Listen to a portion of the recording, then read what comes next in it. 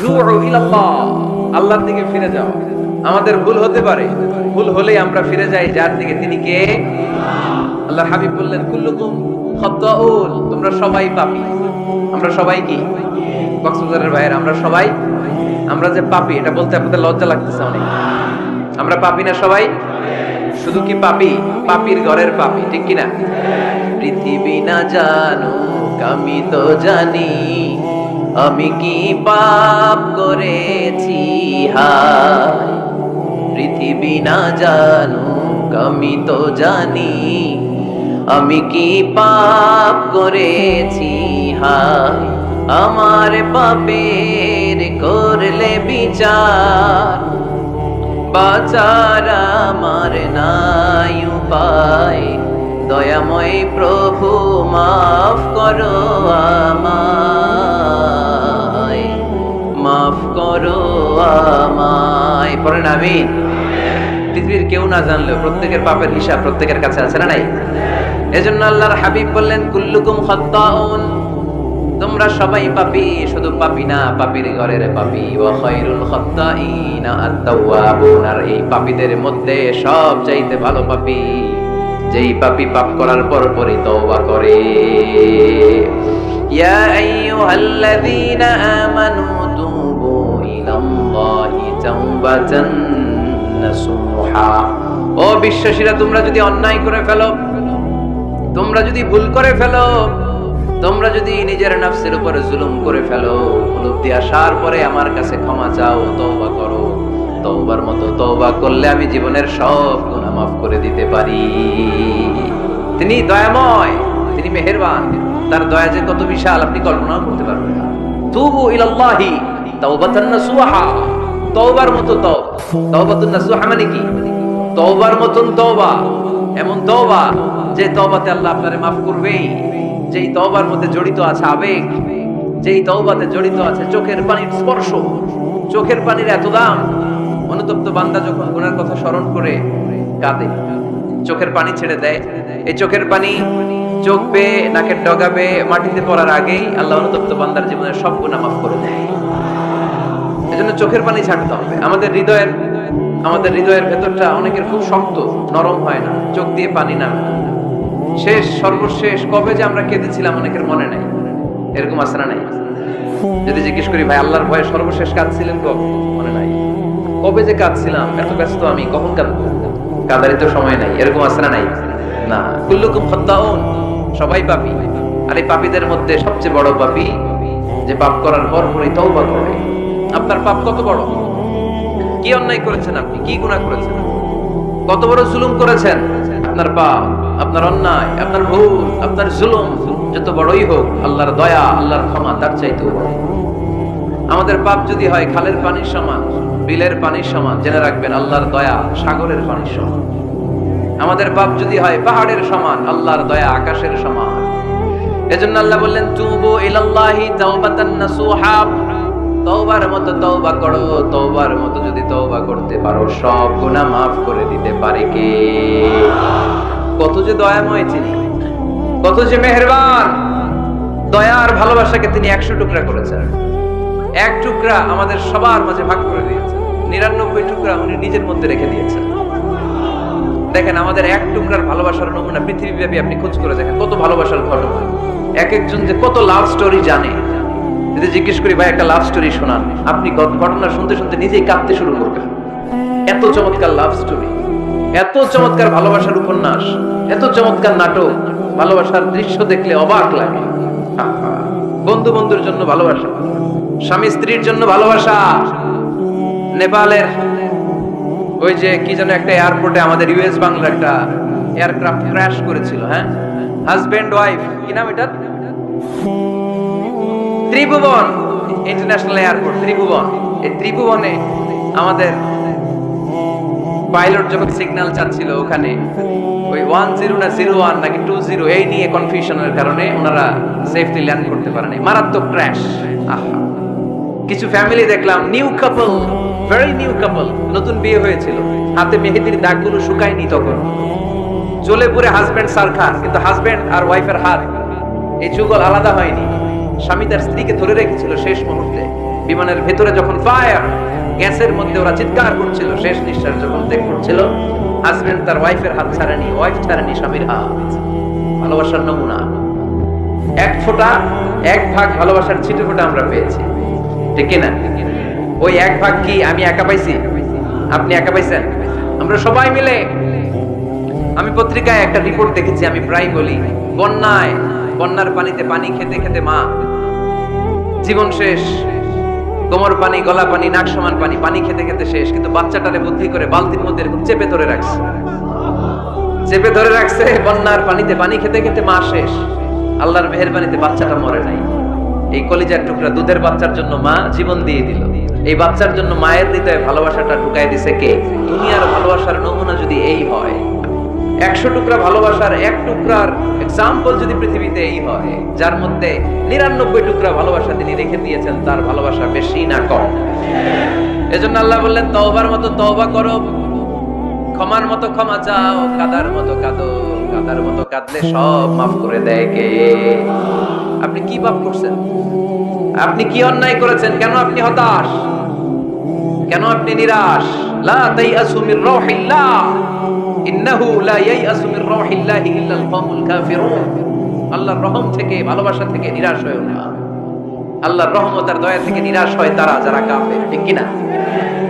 কত পাপ করেছেন আপনি? বনি ইসরাইলের এক সিরিয়াল কিলার ছিল, সহিহ বুখারীতে এসেছে। সে এত হত্যা করেছে, হত্যা করতে করতে করতে 99 জন মানুষকে সে সিরিয়ালি মার্ডার করে ফেলেছে। কয়জনকে? আপনি মারছেন কয়জন রে? আমি মারছি কয়জন রে? সে 99 জনকে মারছে। কয়জনকে? 99 জনকে। মারার পরে তার অন্তরে ভয়, হায় রে 99 জনকে আমি শেষ করে দিলাম, না জানি আমার নসিবে কি আছে, না জানি আল্লাহ আমারে কি শাস্তি দেয়। ভয়ে এক রাহেবের কাছে গেল, খ্রিস্টান পাদ্রী, খ্রিস্টানদের আল্লাহর ওলি, যে বলে, ও আল্লাহর ওলি, আমার তো বড্ড ভয় হয়, আমি অপরাধ করেছি। কি অপরাধ? আমি 99 জনকে হত্যা করেছি। রাহেব বলে, 99 জনকে হত্যা করছো? সর্বনাশ, তোর কপালে তো ক্ষমা নাই। সিরিয়াল কিলার কয়, আমার কপালে যদি ক্ষমা না থাকে তোরে বাঁচায় রেখে লাভ নেই, আমি যেহেতু শেষ, তোরও শেষ করে মরে, পরেও মেরে ফেলছে। এবার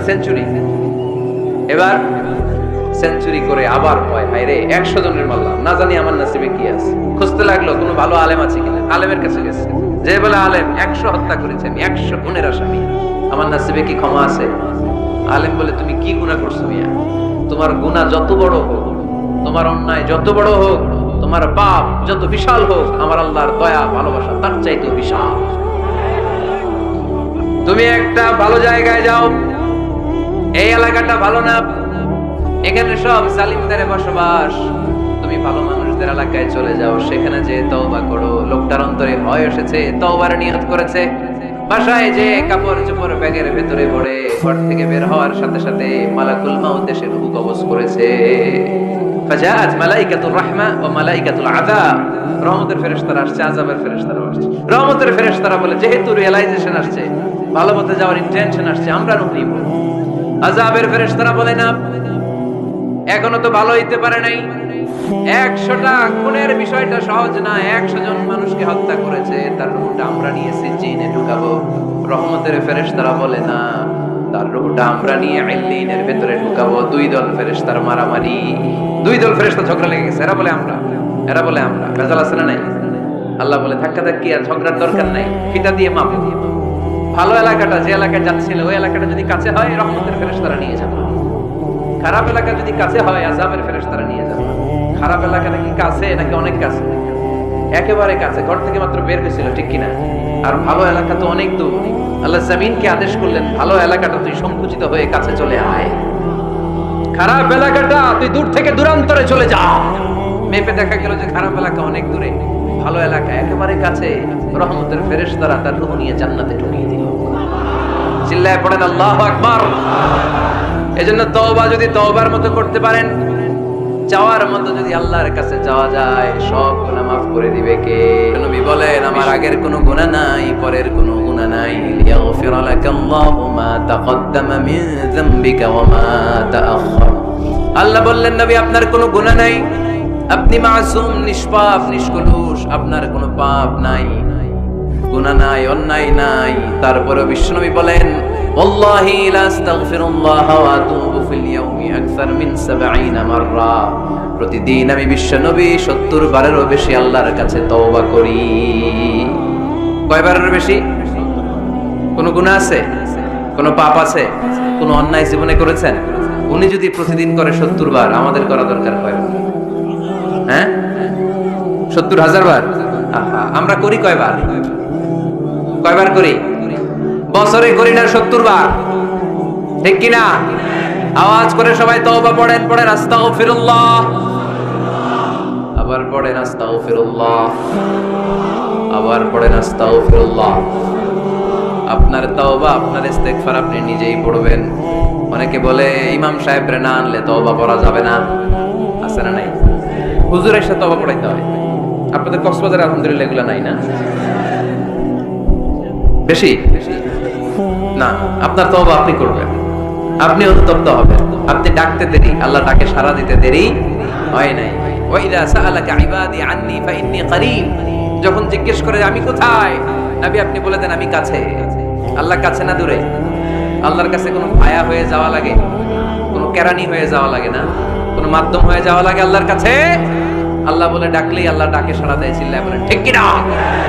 আল্লাহ বললেন যদি আমার কাছে আসতে চাও 1 বিঘত, আমি আসি 2 বিঘত। যদি আমার কাছে আসতে চাও 1 হাত, আমি আল্লাহ আসি 2 হাত। যদি আমার কাছে হেঁটে হেঁটে তুমি বান্দা আসতে চাও, আমি আল্লাহ তোমার দিকে দৌড়ে দৌড়ে যেতে চাই।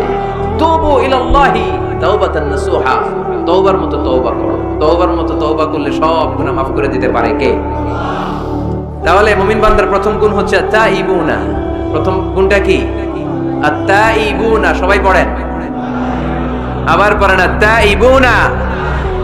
তওবার 5টা শর্ত আছে। কয়টা? আরো জোরে বলেন কয়টা? 1 নাম্বার হচ্ছে অ্যাকনলেজমেন্ট, স্বীকার চাইতে হবে যে আল্লাহ আমি সবচেয়ে বড় গুনাহগার। কি গুনাহ করছেন আপনি জানেন না? এগুলো স্বীকার করেন, একটার পর একটা লিস্ট করে আল্লাহর শোনান, যদিও আল্লাহ সব জানে, ঠিক কি না? আপনি বলেন আল্লাহ আমি এই পাপ করেছি, আল্লাহ আকাশের নিচে জমিনের উপরে আমার চাইতে বড় গুনাহগার আর কেউ নাই, এমন কোন পাপ নাই যেটা আমি করি নাই। আল্লাহ আমি ছাড়া তোমার গোলামের অভাব নাই, কিন্তু তুমি ছাড়া আর একটা রবও আমার নাই, ঠিক কি না? এভাবে আল্লাহরে বলেন। অ্যাকনলেজমেন্ট, স্বীকারোক্তি, আল ইকরার, স্বীকার জান যে আপনি গুনাহগার, আপনার চাইতে বড় গুনাহগার এই তল্লাটে দ্বিতীয়টা নাই। 2 নাম্বার হলো রিপেন্টেন্স, অনুতপ্ত হন, চোখের পানি ছাড়েন, মাফ করে দিবে কে? সাইয়েদনা আদম আলাইহিস সালাম ভুল করলেন, ক্ষমা চাওয়ার সময় এই 2টা কাজ তিনি আগে করলেন। প্রথমে তিনি স্বীকার গেলেন তিনি ভুল করেছেন, তারপরে তিনি অনুতপ্ত হলেন। আমরাও যদি ভুল করি কেমন করে আল্লাহর কাছে ক্ষমা চাইতে হয় সেই দোয়াটা আমাদের জন্য রেখে গেলেন। পড়েন রব্বানা যালামনা আনফুসানা ওয়া ইল্লাম তাগফির লানা ওয়া তারহামনা লানাকুনান্না মিনাল খাসিরিন।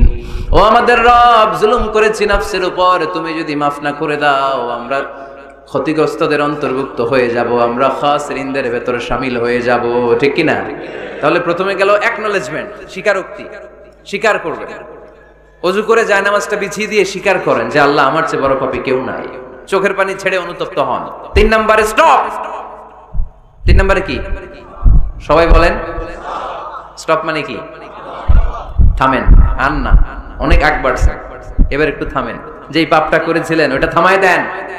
নাকি ঘুষ খাইতেছেন, সকালে ঘুষ খাইয়া বিকালে মাফ চাবেন, বিকালে ঘুষ খাই আবার রাতে মাফ চেয়ে নিন, এটা আল্লাহর সাথে গেম খেলা হয়ে যায়, ঠিক কি না? আল্লাহর সাথে গেম খেলা যাবে? আল্লাহর সাথে কৌশল করা যায়? সব কৌশলীর বড় কৌশলী কে? কেউ যেটা পারে না, পারে কে? স্টপ, থামেন। To stop what you have committed from sins, যে পাপ আপনি করেছেন এটা থামায় দেন, আর ওটা করা যাবে না। 4 নাম্বার শর্ত হলো টু হেট, ঘৃণা করতে হবে। যেই পাপটা করে ফেলছিলেন এটা মনে প্রাণে ঘৃণা করতে হবে, মন থেকে এটার ব্যাপারে একটা ঘৃণা জন্মাতে হবে। 5 নম্বরে to commit, to determine you never repeat the sin again. আল্লাহর এই ওয়াদা দিবেন, এই কমিটমেন্ট দিবেন যে আল্লাহ পারতপক্ষে আমার জীবনে এই পাপ, এই অন্যায় আমি জীবনে করব না। চিল্লায় বলেন ঠিক কি না? এই 5টা শর্ত সামনে রেখে 5টা শর্তকে আমল করে কেউ যদি তওবার মতো তওবা করে তার জীবনের সব গুনাহ মাফ করে দিবে কে? এজন্য আল্লাহর হাবিব বলতেন আত-তাইবু মিনাজ যামবি কামাল লা যামবা লাহু। তওবার মতো কেউ যদি তওবা করে তার অবস্থা কেমন হয় জানো নাকি? মায়ের পেট থেকে বাচ্চা বের হলে নবজাতকের যেমনি গুনাহ থাকে না, তওবা কবুল হলে ওই ব্যক্তিটাও নবজাতকের মতো হয়ে যায়, তার আমলনামায় কোনো গুনাহ থাকে না। আত-তাইবু মিনাজ যামবি কামান লা যামবা লা। কেউ যদি তওবার মতো তওবা করে তখন তার অবস্থা এমন হয়ে যায় যে তার আমলনামায় আর কোনো গুনাহই থাকে না। চিল্লায় বলেন ঠিক কিনা? তাহলে